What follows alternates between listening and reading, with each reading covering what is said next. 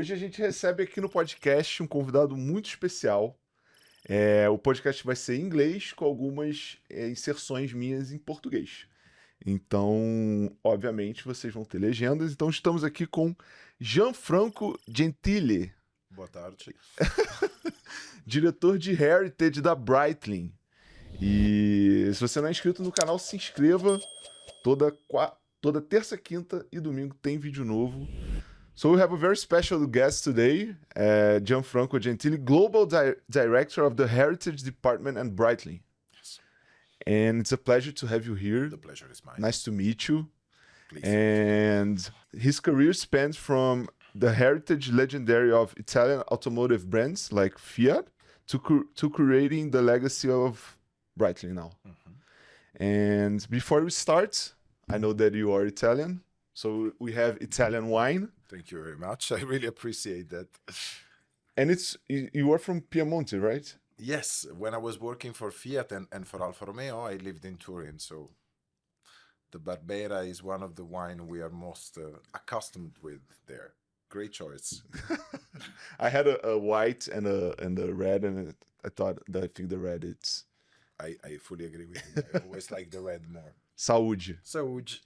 O podcast é patrocinado pela Cellar Vinhos, tem o melhor portfólio de Itália e França do Brasil. Entusiasta aqui, você tem 15% de desconto, saúde, e se beber, não dirija.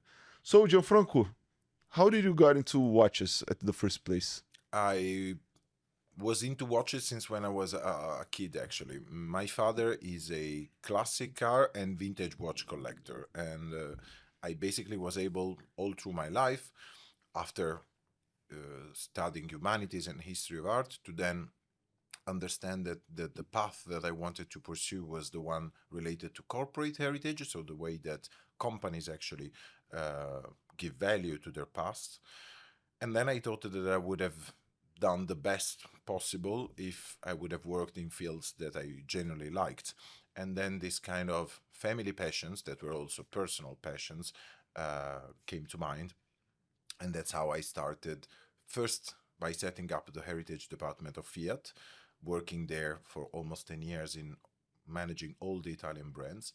And then when Breitling contacted me, I was not only very honored and flattered, but also very keen in having this experience in watchmaking. After all, cars and watches are two universes that are very much symbiotic. The type of collectors and customers are most likely the same. They're both mechanical objects made of metal. There's a lot of points in common. So it was a transition that was, in the end, pretty smooth for me. That's interesting, because they are similar, but they have as you said, the customer is basically the same, mm-hmm. but each segment has its own singularity. Absolutely.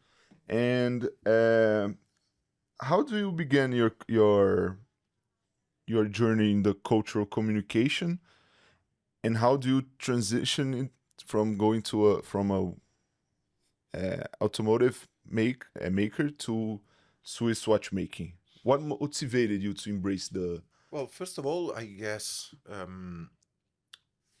I studied literature, art, and then history of art.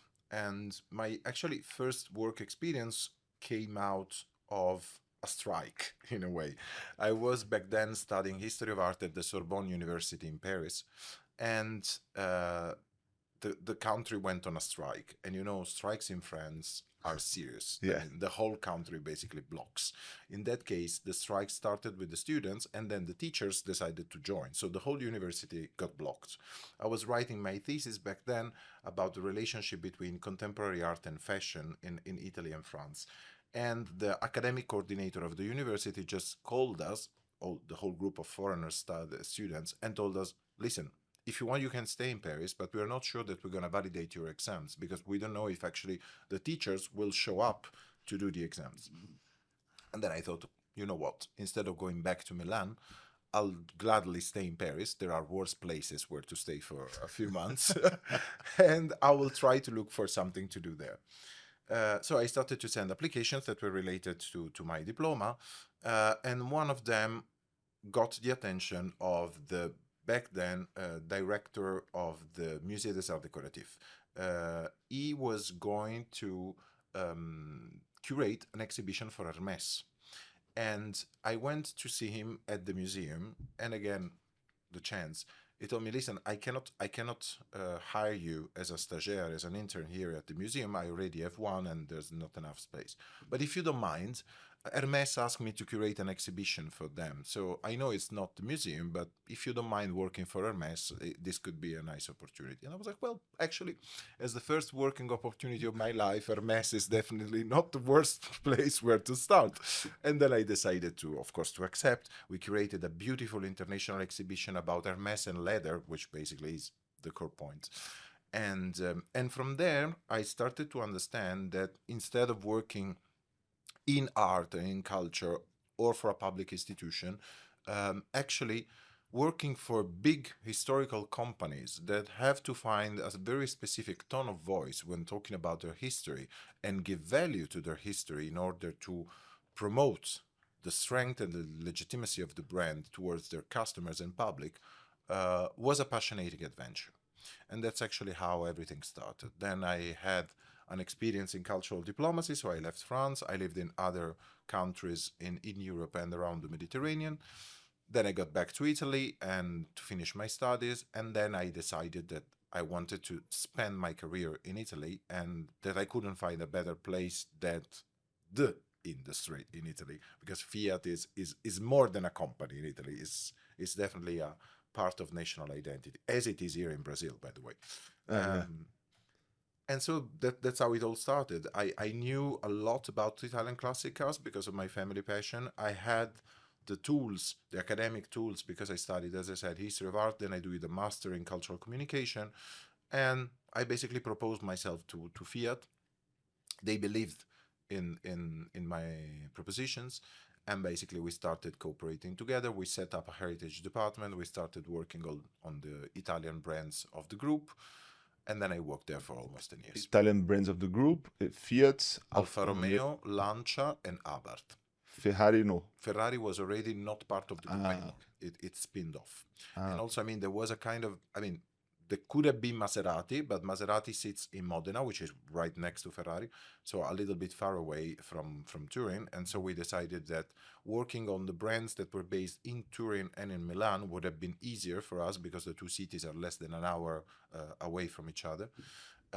Then also being involved in Modena, which was further down. So Maserati had its own heritage department, and then we took care of the other four brands.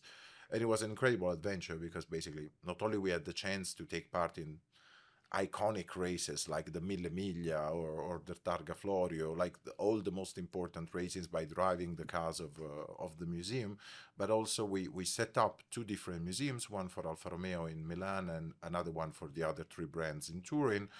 We took part in many cultural projects that were related to cars in Italy and abroad. We did a lot of concours d'élégance. It was a beautiful adventure. Nice. But after 9 years being in the field, you feel that you want to do also something new. And then you went from Fiat directly to Breitling. Yes, it came in a very, again, natural and spontaneous way. I got contacted by the company, and as I told you, vintage watches have always been part of my family background and my personal one. And actually, a nice anecdote is that one of the watches that I really remember from when I was a kid is actually a Breitling chronomat, and there is a very specific reason. The chronomat is a model that was born in 1984, but it actually came out of a request done from the Italian aerobatic team, the Frecce Tricolori, to Breitling. So in 1983, the year before, Breitling came out with this watch, which was specifically designed and conceived for the Frecce Tricolori. And then the year after, this watch was marketed to the public, named Chronomat, and used to celebrate the 100 years of Breitling. Having been conceived and realized for one of the most historical and glorious Italian institutions, the watch was all over the place in Italy. It was the status symbol for the Italian gentleman in the 80s. And of course, my mother decided to gift one to my father. Now you're telling me, why are you telling me all of this? Because one of the features of the Chronomat, an interesting one, is that it could have been complemented by a UTC module, which basically means a second small watch that sits between the main watch case and the steel bracelet. So I was, I guess, 3 years old when my father received this watch, and I couldn't believe that he was actually wearing a watch that was part of 2 different watches with 2 different dials and so on. So I have a very vivid memory of this watch since when I was a kid. When you were 3. I was 3 back then, yes, because I was born in 1987, and the Chronomat, as I said, was very, very famous in the 80s and early 90s. So I have this clear memory of this watch because it was a watch made of 2 little watches, let's say. And that's actually the reason for which when I joined Breitling, the first watch that I took for myself was actually a Chronomat GMT, which is basically the contemporary iteration of that model, because I was like, I have to pay a tribute to my childhood and somehow to the reason why this passion for the brand started. And so I want my first watch when I'm working here to be recalling the first watch that I remember from Breitling in my personal history. Nice. Yeah. Very nice. Yeah. So you have a true connection with the brand, I really do. And then, I had the opportunity to discover, as more or less every watch enthusiast, I knew Breitling because of the aviation watches. Yeah. And then, as soon as I started studying the history of the brand and approaching it, I discovered that there was a richness, a variety, and a lot of universes beyond aviation that completely captured me. So I was like, this is amazing. It's not just a honor, it's a great opportunity. There is so much to tell. Yeah. And before we dive in the Breitling Museum and the traveling exhibition that we are going to host here in Brazil right now, that's why you are here, right? Yeah. How did can we take a look at the 140 years of the brand and how it started as a watch company since its beginning? It started like many other watch companies in Switzerland in the end of the 19th century, founded by Léon Breitling, first in Saint-Imier, and then he relocated to La Chaux-de-Fonds, which is basically the hotbed, the hub of Swiss watchmaking in terms of production. He was family linked to the production of watches and chronographs, most of all, actually. His uncle was already having an atelier, a workshop related to watchmaking. So it started this way. And then I guess he understood from the very beginning that he needed to focus on a specific type of complication, I would say, of product, of segment. And that's why basically chronographs have been at the core of Breitling production since the very beginning. We are known because we are the supplier to aviation worldwide, but actually the real fundamental contribution that Breitling gave to the history of watchmaking is the chronograph.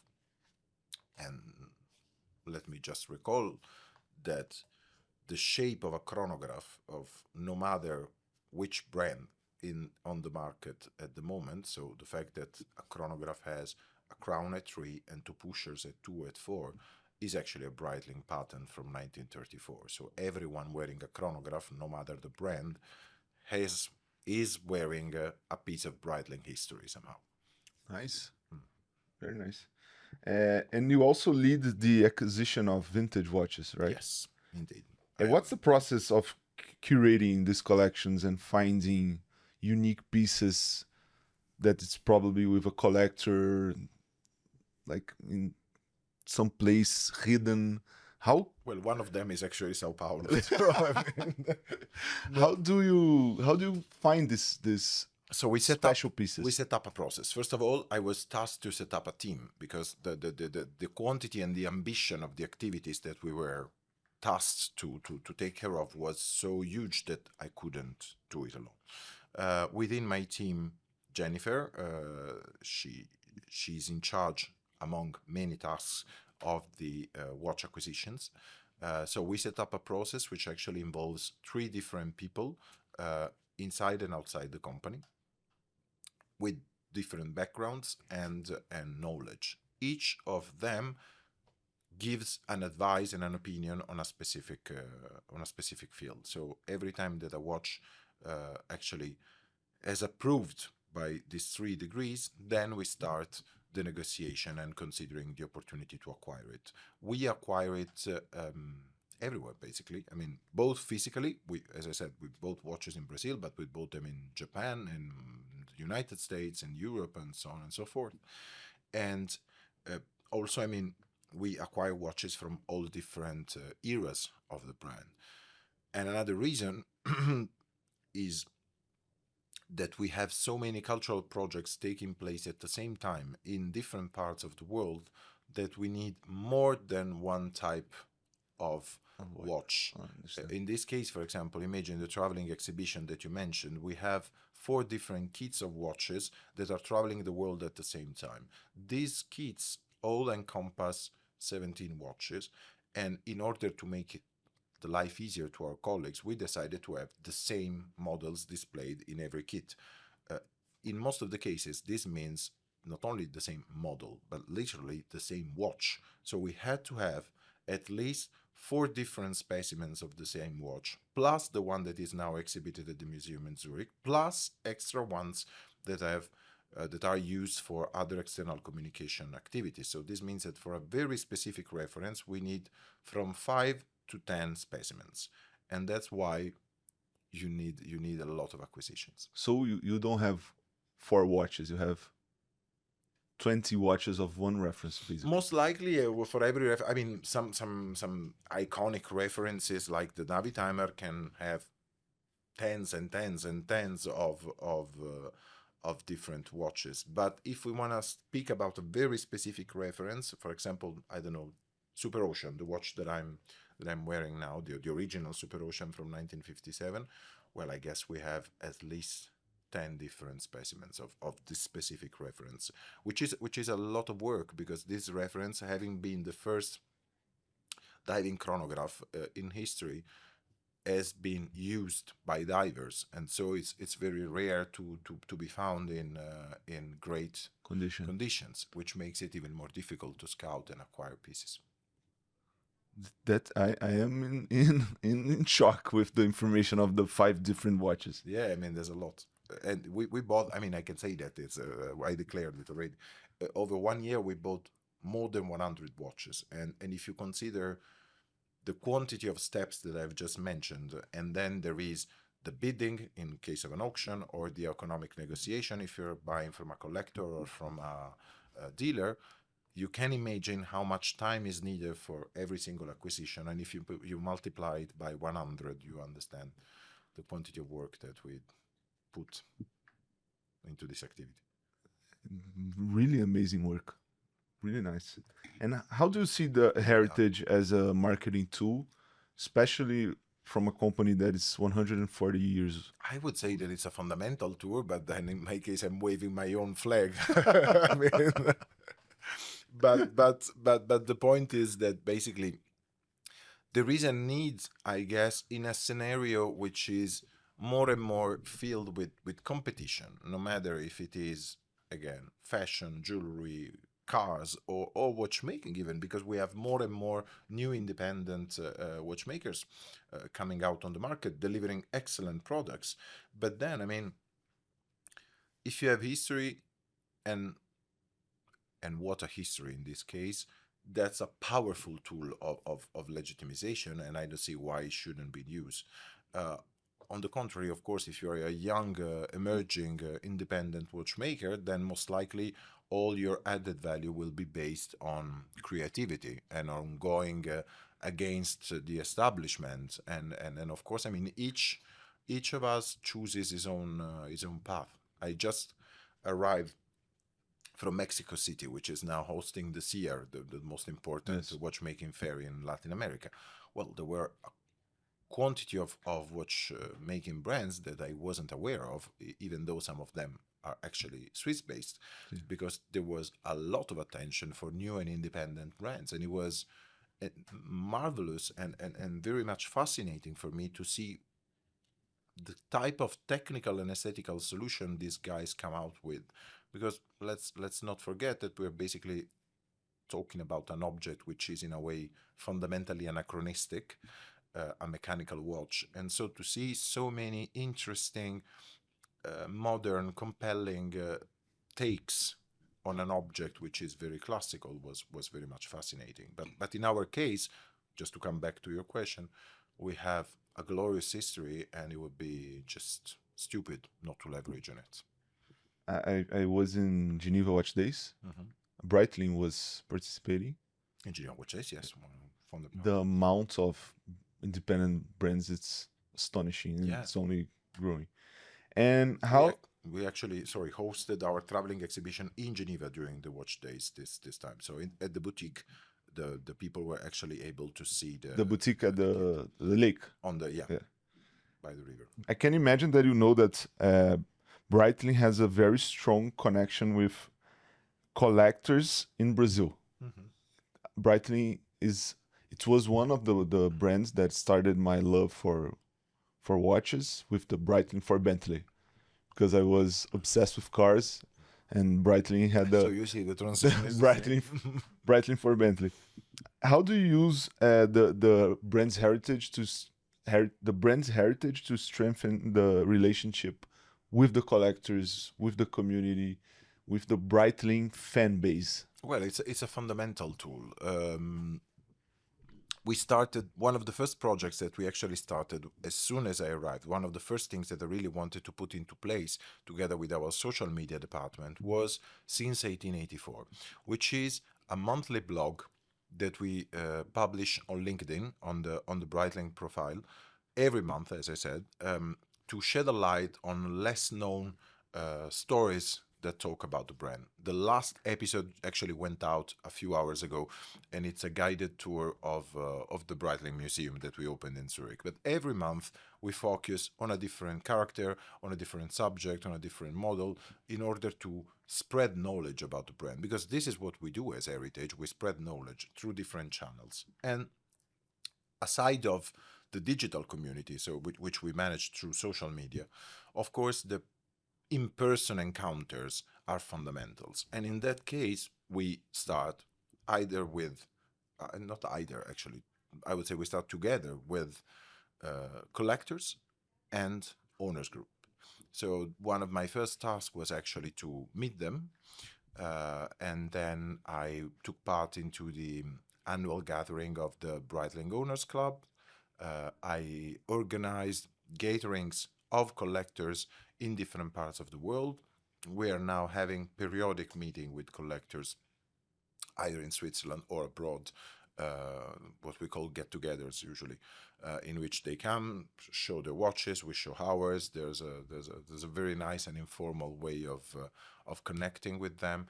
And you know, every collector in the end is a brand ambassador. So yes, they also have a function, I would say, both on social media and in real life, in supporting us in spreading this knowledge and this culture I was just mentioning before.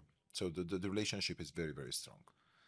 And I see that one of the biggest challenges of traveling taking the Breitling story around the world is having this amount of pieces and finding them in good conditions. There are any other challenges? It depends on the projects. I would always say logistics, basically. I mean, as I said, the exhibition, for example, we decided that we needed an exhibition to celebrate the 140 years of the brand.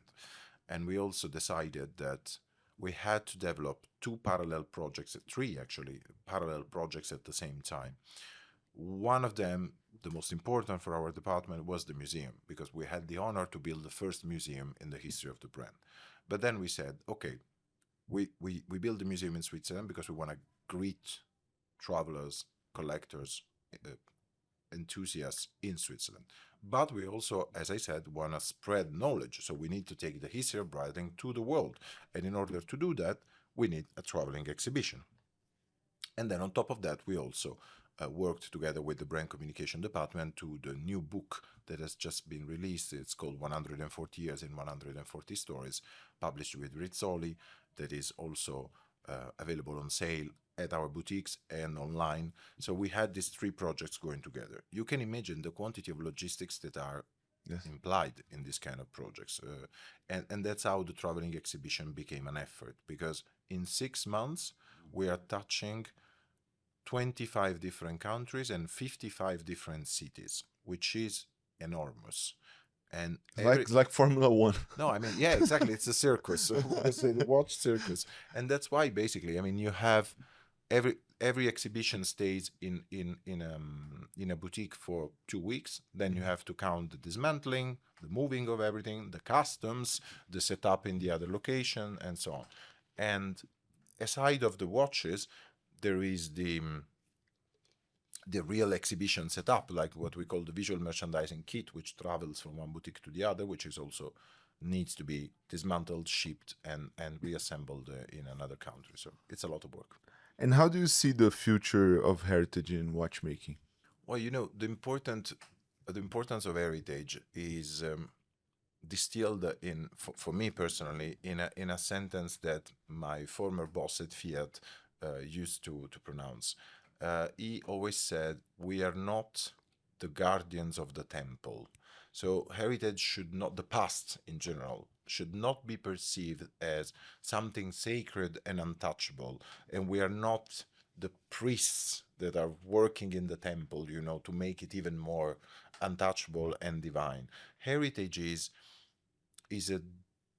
basically a set of values, not only a set of historical achievements and people. The most important thing is the values that you can distillate through the past. In case of Breitling, for example, the keywords, we already mentioned the chronograph, for example. And then we have the firsts, which is also the tagline of the 140 years celebration. We said it is 140 years of firsts. So as we said, the first chronograph, the first diving chronograph, the first watch that made a tour around the world with a balloon, the first Swiss watch in space with the Cosmonaute that we're going to see in a second. So the firsts are important. And what are the firsts, basically? What is the word that comes out of the first? Innovation.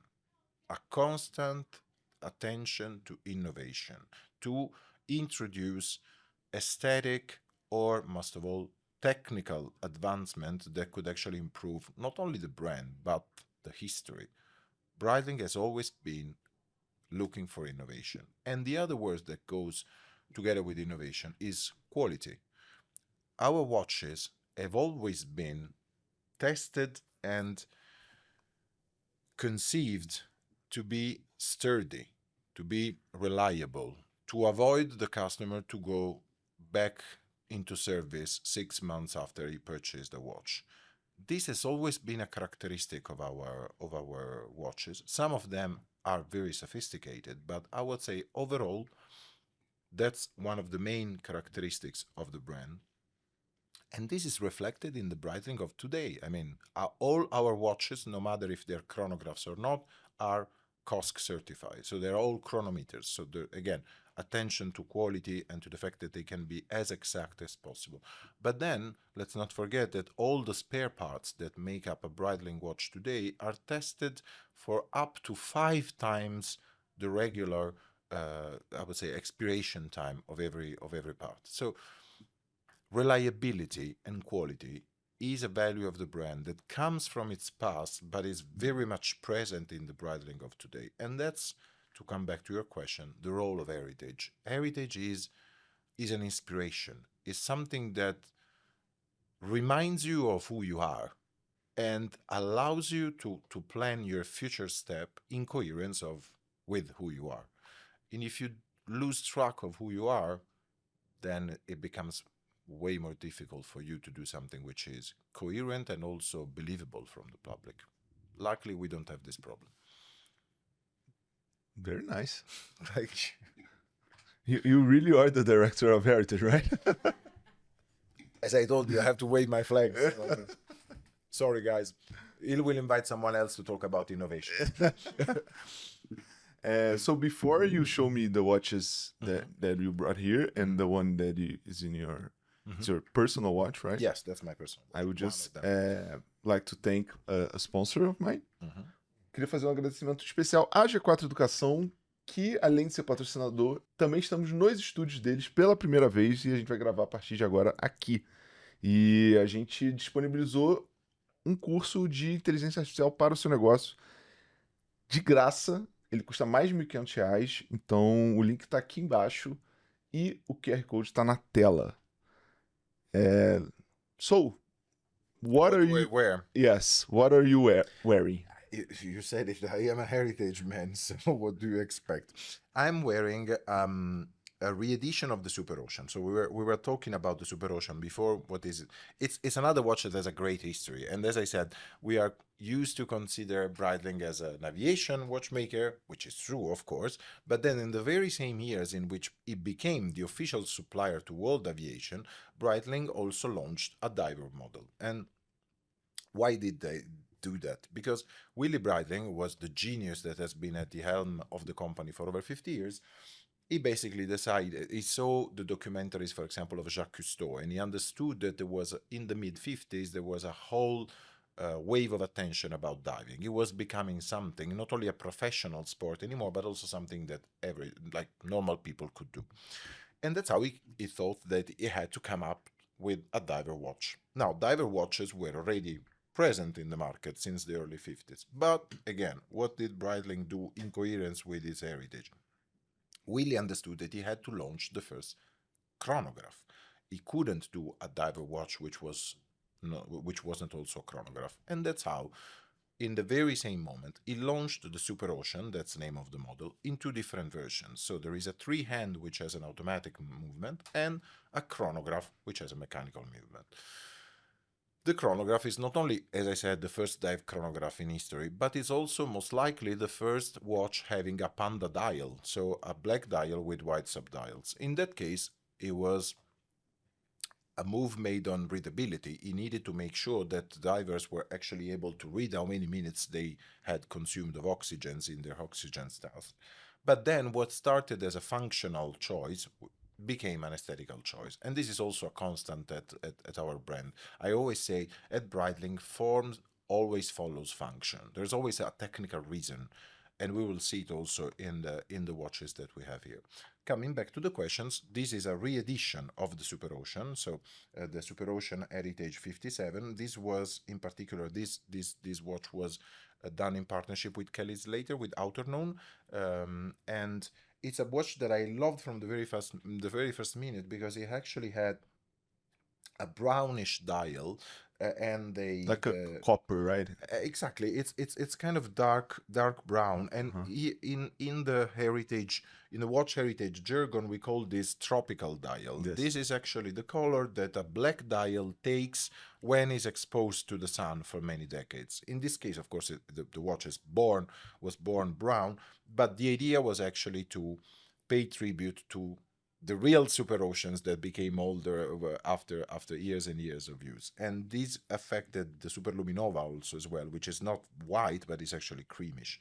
And then the great aesthetical choice of this watch since the 50s is the indicators that have this kind of Art Nouveau shape, and the bezel, because back then they thought that a concave bezel would have helped the pressure of water to better distribute and basically don't crack the glass.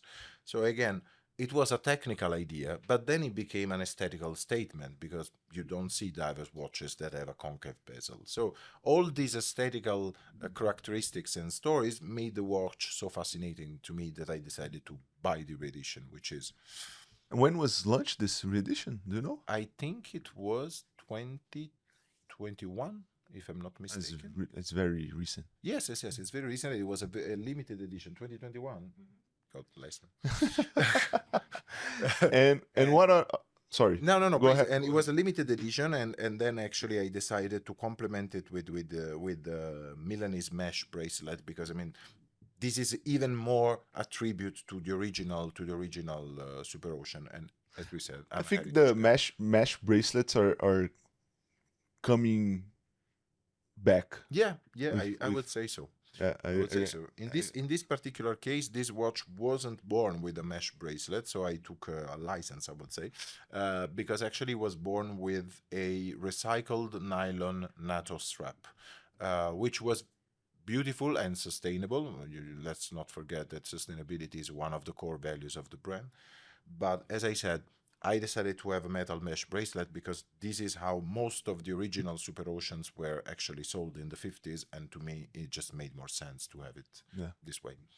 And what other watches did you bring? Do you want to start like chronological order?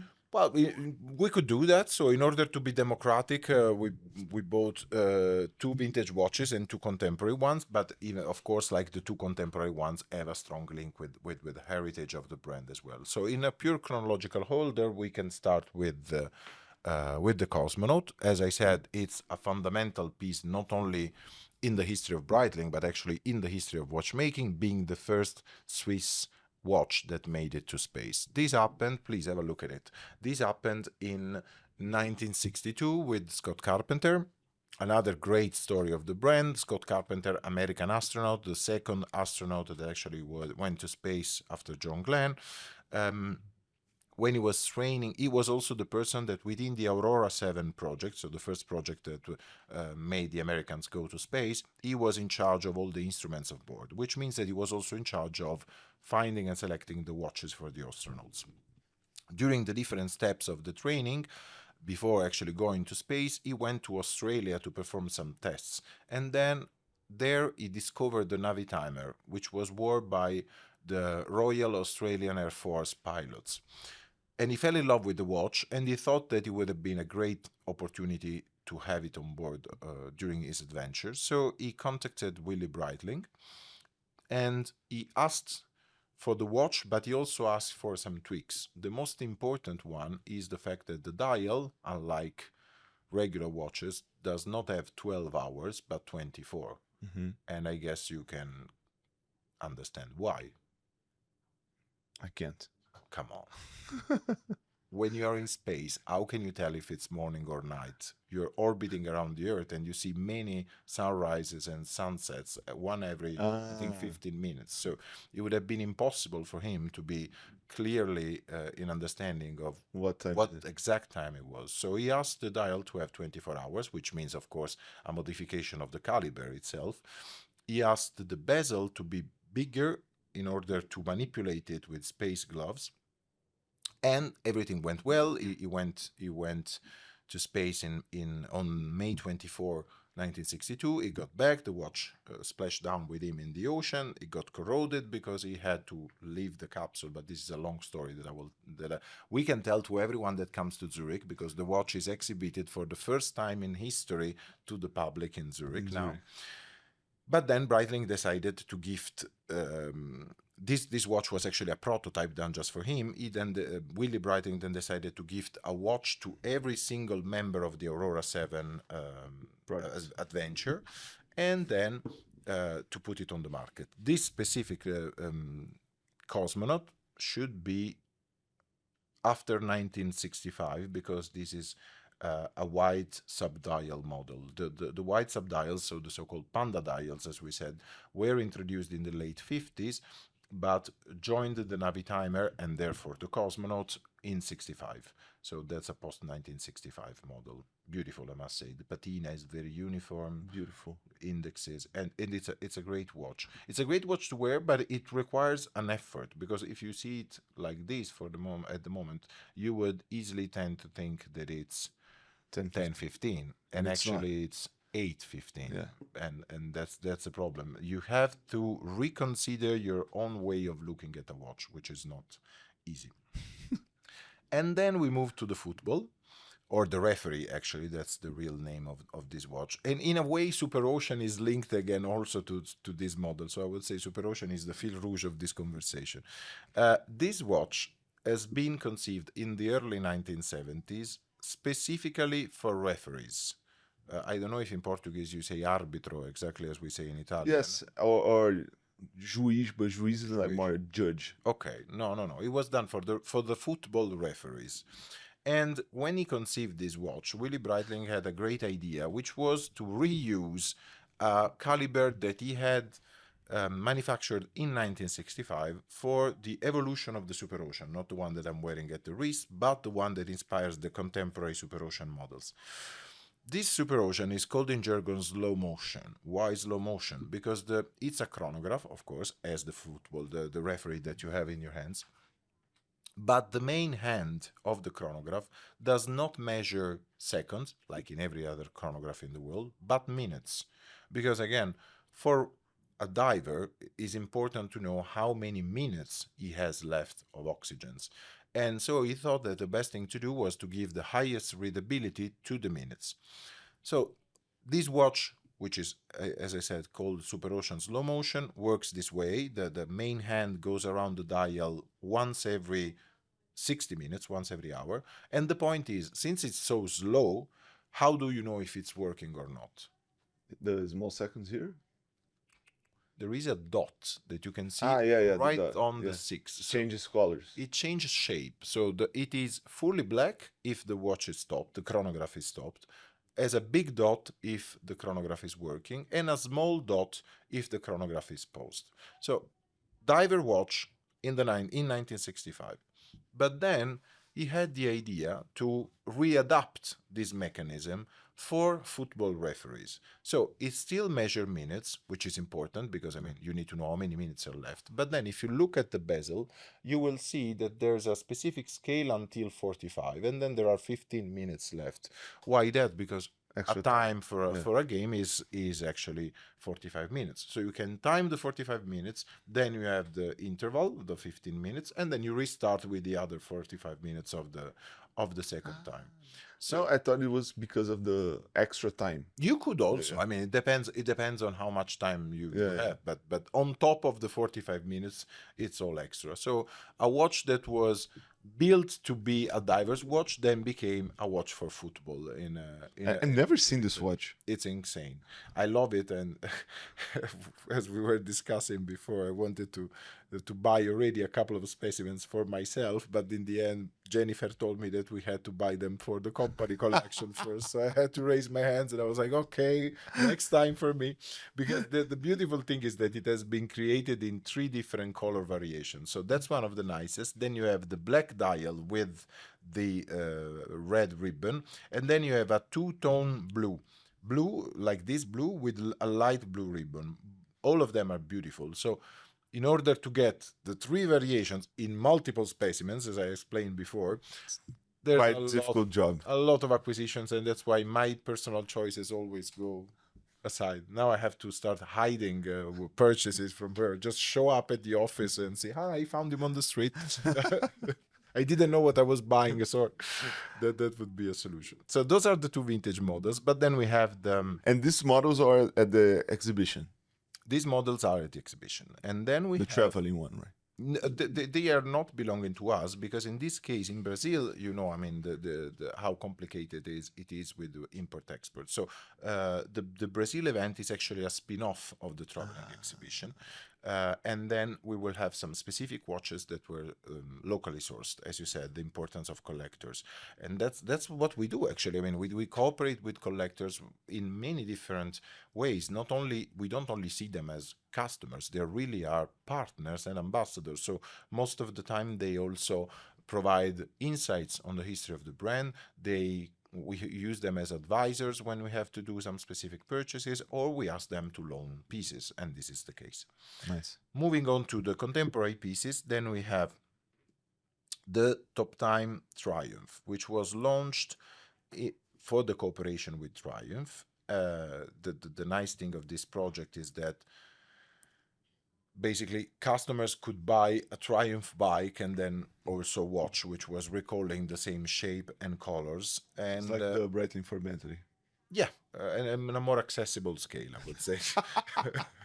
But in this case, this watch again pays tribute to one of the most iconic models that Willie did. The Top Time was launched once again in 1965, another year that is coming back and back, when Willie understood that chronographs were starting to be perceived as an old object from the young people. He was back then not only at the head of the brand, but also he was the chairman of the Swiss Association of Chronograph Makers. So basically, he made a market research and he discovered that young people were not considering chronographs anymore because they found them like the watches of their grandfathers. And so he decided to launch a whole new range of models with the same quality as the previous ones, but with a more updated design and look. And that's how the Top Time came out. So this model specifically pays tribute to two different versions of the Top Time. The first one is the Ice Blue, which is a version that was launched in the very early 70s. And the second one is the one that we called the Zorro dial, the ones that has two, or Papillon actually. It has two black triangles against a white dial. In this case, the Ice Blue is the same, but then also if you look at the watch carefully and move it, you see the two light triangles. So it recalls two models, two versions of the same model at the same time. And that's a very nice story. And also, I mean, I remember when the watch was launched, many people were blaming us for going with the flow of a new aesthetical tendency in watchmaking, which was about ice blue dials. So a few customers told our colleagues, okay, now you're doing an ice blue dial because everyone else is doing it. And But the point, it's kind of different a little bit. It's almost silver, right? yeah, but not only that, Yeah. the color is actually the color of a watch that we had manufactured in 1972, if I'm not mistaken. The Top Time long playing featuring the light blue dial, which has it has the same color, so light blue with black subcounters, and it's beautiful, and it could have been done yesterday. So I mean, this watch is again a new watch which pays tribute to the past one, exactly as the one that I'm wearing, or exactly as the last one that This I brought you. for me, this one's the I it's my agree. grail, my Breitling grail. I agree. I mean, it's a beautiful example of Datora. So the Datora was a variation that Willy Breitling launched in the late 1940s, coupling the premier aesthetic with a complete calendar with moon phases. So it's another new model that is very deeply rooted in the history of the brand, because as you can see, it has date and moon phase on top of the chronograph complication. This specific watch also has a beautiful salmon dial, which makes it look even more vintage looking, and that's what also the great aesthetical choice that was done with these watches. I mean, you have a wonderful pistachio dial, you have a beautiful champagne the pistachio dial. one is beautiful as well. Yeah, so I mean, those are all colors that in a way pay tribute to the 40s and the 50s, which are, as we say at Breitling, the golden age of chronograph making, because in the 1940s, chronograph took their shape, were finalized in their functions, and also became more and more interesting under an aesthetical point of view. So not only like the Premier was just, if we can say that, a chronograph, but then with the duograph and the Datora, the two models that Willy launched in the second half of the 1940s, he added further complications. So the Datora has a complete calendar, the duograph has a split-second chronograph. And there is even a incredibly rare, basically, we think, unique example of a duograph Datora. Also, this watch is exhibited in Zurich, and it's a unique one. So it's a watch that actually has the three complications: chronograph, split second, complete calendar, all coupled in one, in a watch that basically measures, I think, 35 millimeters of 35. diameter, and it has all these complications. I mean, the quality level was insane back then. Thank you for bringing special pieces. My My favorite one. Don't go away with it. So before I ask you the ping pong questions, I'd like to give you a gift. Oh, nice. Actually, 3 gifts. Christmas. Christmas, yeah. That are from my sponsors, Minimal Club, that are basic shirts Okay. for daily usage. I use them every day. Beautiful. Thank you. And mais um patrocinador que eu gostaria de agradecer, Minimal Club. for um clube de assinatura mínimo que você recebe camisas com uma periodicidade que você escolhe. E com o Entusiasta você ganha 15% de desconto em todo o site da Minimal. Are you ready for the... Let me have a sip of wine. I'm ready. Is there a special moment or project at Breitling that stands out as one of the highlights of your career so far? The museum that we opened 1 month ago. As I said, the first one in the history of the brand, and a great place to visit. So go to Switzerland, visit our museum. In Zurich. In Zurich, yes. First watch Mine, of your life. of my life. Eberhard Tazio Nuvolari. I got it from a very special edition of an Eberhard done for the most famous Italian pilot, racing driver, and my father gave it to me on my 18th birthday. And watch you wear the most. This one so far, basically. The coolest watch you've ever owned. A beautiful Navitimer in full gold from 1965, so basically very similar to this Cosmonaute here, but in full gold. I bought it without saying it to Jennifer, otherwise she wouldn't have allowed me. Everywhere is the same story, right? Everywhere. Even if they're not your wives. And your next watch. My next watch, Jennifer, sorry, a Paul Router by Universal Genève, because of course we look after about Universal Genève too, and I had a need to get one. And your favorite Breitling watch? Yeah, that's tough. The Superocean Slow Motion, the one that we mentioned before with the big hand. And the best opportunity you've missed of buying a watch? I wish I missed them, because I mean, I don't have any money left. Because the idea was, no, I cannot miss this opportunity. No, there is one, but it's Jennifer's fault. I mean, Jennifer, when you see this podcast, excuse me, because I wanted to buy a watch, a very beautiful Breitling watch, and then we said, please do the bidding at the auction for me. So I forgot about it, and then she went on a holiday. The auction took place on a weekend, and unfortunately she was in the train when the auction was taking place, and she was crossing the Alps. She was going to Italy, and so there was no reception when they were doing the bidding, and unfortunately the watch was sold at a very, very low price, and I lost it, but I can still find another one. If you could create a unique piece of your own among the Breitling models, what it would be like? I would love to redo the duograph Datora that we have just mentioned, like a watch that is so complicated. But the great thing of that watch is the dimension, that you have so many functions in a very small watch. And unfortunately, with current technology, we're almost not able to do them anymore. Really? In a way. Grail watch. Oof. No, I know the answer. The second James Bond movie was actually done in partnership with Breitling. So Sean Connery is wearing a top time, which the movie is Operation Thunderbolt. And the top time was equipped with a Geiger counter to check the radioactivity.